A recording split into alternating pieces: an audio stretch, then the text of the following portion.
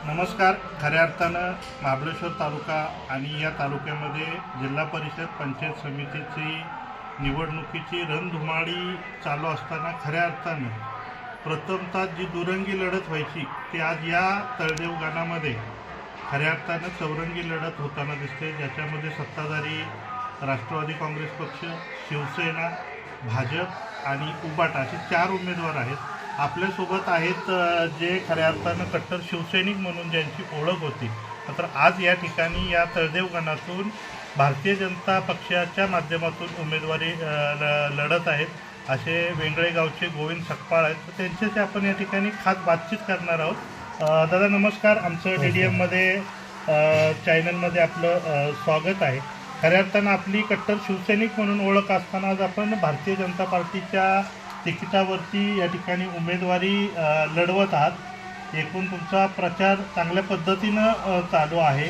आपल्या या उमेदवारीसाठी राज्याचे सार्वजनिक बांधकाम मंत्री नामदार शिवेंद्रसिंहराजे भोसले यांनी विराट सभा देखील घेतली होती. तर एकूण हा जो तुमचा आत्ताचा राजकीय प्रवास आहे याबद्दल काय सांगाल?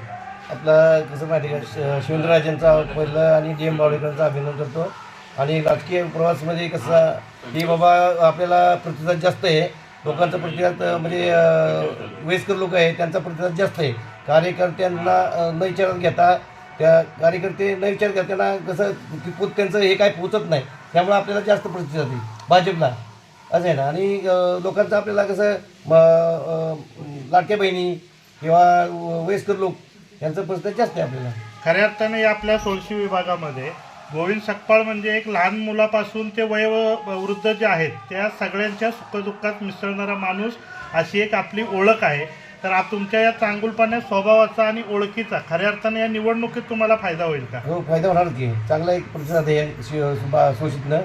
प्रत्येक गावातनं आपल्या प्रतिसादात आपले आपस आहेत ग्रामस्थ आहेत त्यांचा प्रतिसाद जास्त आहे. खऱ्या अर्थानं शिवसेना आणि राष्ट्रवादी हे 2 पक्ष आपल्या भागातले एक तुल्यबळ समजले जातात. आजपर्यंतच्या सगळ्या निवडणुकांमध्ये सोळशीचा उमेदवार दोन्ही पक्षातून असायचा. आज खऱ्या अर्थानं तुमच्या माध्यमातून भाजपकडून जरी निवडणूक लढवत असला तरी खऱ्या अर्थानं जो सोळशीचा बालेकिल्ला एक उमेदवार म्हणून जो आहे तो राखण्यात तुम्ही यशस्वी ठराल का?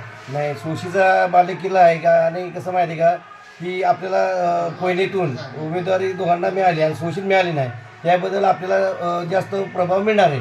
म्हणजे कुठंतरी कोयना आणि सोळशी हा जो तिन्ही पक्षांचा जो गट थोडक्यात आपण पडला याचा फायदा तुम्हाला होईल असं तुम्हाला वाटतंय का? ऐका ना, 100% आपल्याला फायदा होणार आहे त्यातून. की सोळशी भागातली लोक नाराज आहेत, आपल्यावरती त्यांचा प्रभाव चांगला आहे. तर मित्रांनो, खऱ्या अर्थानं ही राजकीय जरी लढाई असली तरी खऱ्या अर्थानं कुठंतरी कोयना आणि सोळशी हे गटातटाचं नवीन राजकारण सुरू झालेलं आहे. आणि याचाच फायदा सर्वसामान्य शेतकरी कुटुंबातील गोविंद सकपाळ यांना जनता पाठीशी न्याय देणार का हा खऱ्या अर्थानं आपल्याला 9 तारखेला बघायला मिळेल. आणि या विभागामध्ये पहिल्यांदा कमळ फुलण्याची जी लोकमतातून संधी वाढलेली ती आपल्याला 9 तारखेला पाहायला मिळेल.